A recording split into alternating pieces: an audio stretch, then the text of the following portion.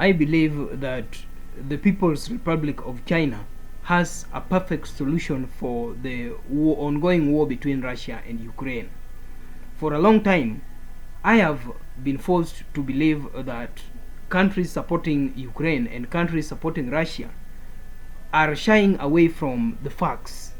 They are shying away from acknowledging the major causes of this war, and they are also shying away from acknowledging the best and effective method approach of ending this war. On this platform, I have always argued for and always supported a peaceful settlement of the ongoing war between Russia and Ukraine. I have always rooted for the president of Ukraine, His Excellency Zelensky, and the president of Russia to engage on a one-on-one discussion and establish the facts underlying this war and find a lasting solution for their problems.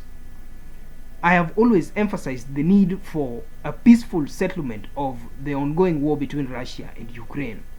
But on the contrary, the likes of the United States and the likes of other NATO members from Europe have always insisted on supporting this war.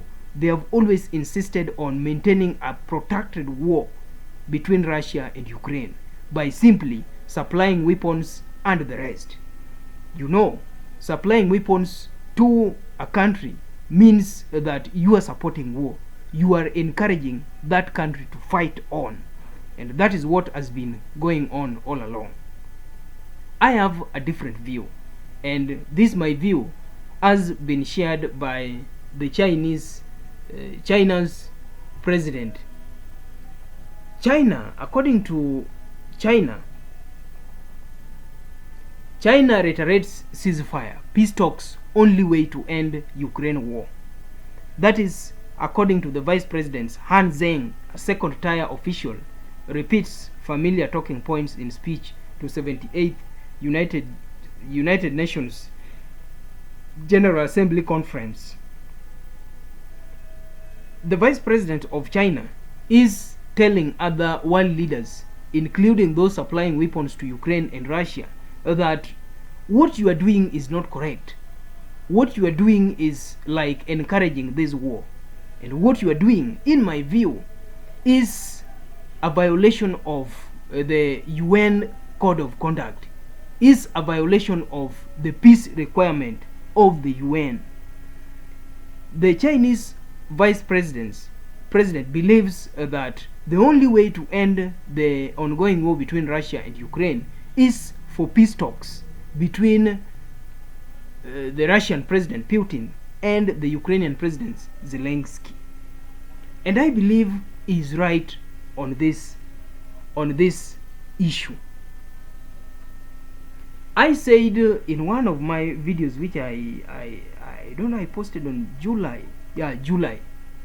I said that Putin on several occasions tried to solve this war, the issues with Ukraine before engaging in military conflict. And according to me, Putin embraced the principles of just war theory. You know, just war theory, one of the principles of just war theory is last resort. War should be used as a last resort. Using war as a last resort means that you have explored all other methods, all other approaches of solving a conflict. You have explored all other peaceful means of solving a conflict. If they are not successful, then you are allowed to engage in war. And I said in that video that Putin tried to meet with Zelensky more than once. And during these meetings, they never reached an agreement.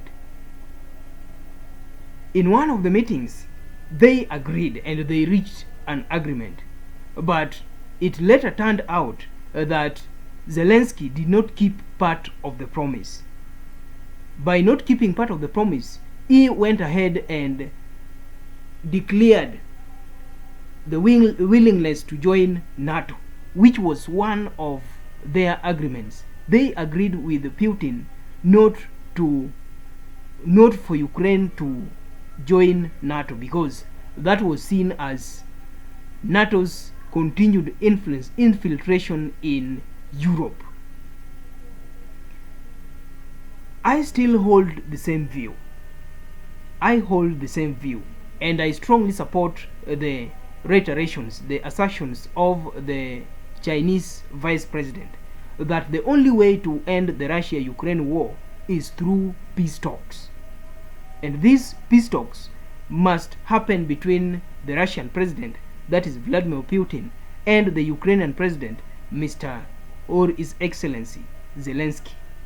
These are only the two individuals who know where the problem lies.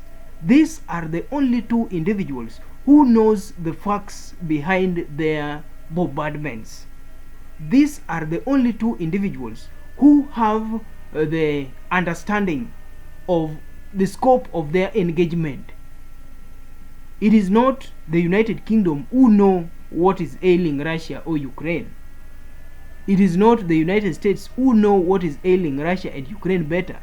It is Russia and Ukraine that understand what is ailing their connection, that what is ailing their diplomatic relations. The Chinese vice president reiterated, and I quote, "Cessation of hostilities and the resumption of peace talks is the only way to settle the Ukraine crisis," he told the United Nations General Assembly at its annual meeting. Now, I don't want to go into details of all that he said, but I also saw something where he was pointing fingers at those supporting this war by supplying weapons.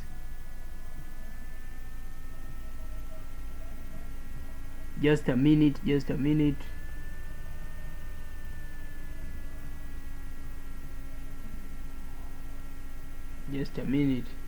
It was somewhere.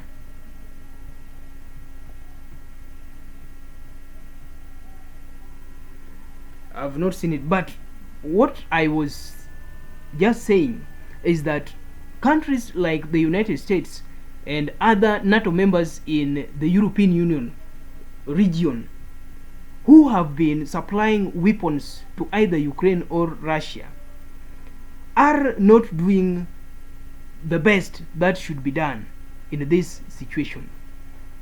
You remember, the primary victims in this war are innocent civilians, and these innocent civilians are being killed mercilessly. They are being killed because of the wrong decisions that their leaders make. For example, Zelensky, I said, was in the United States just some few days ago. He went there to solicit for weapons and financial help. Why? To help in fighting Russia. North Korean leader was in Russia. Why?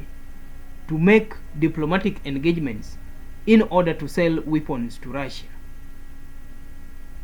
Iran has always been accused of supplying Russia with drones.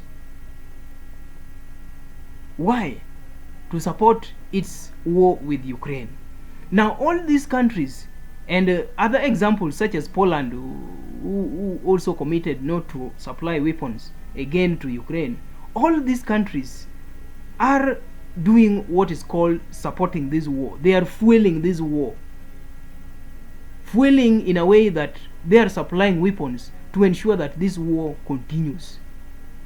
But the Chinese vice president shares my understanding of this war.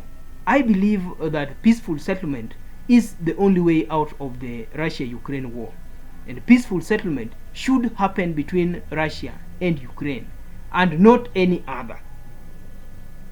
At first, it should engage Russia and Ukraine, and the president of Russia and the president of Ukraine must sit down and establish the facts behind their conflict. After establishing the facts, they should find a consensus, a common ground for settling their differences.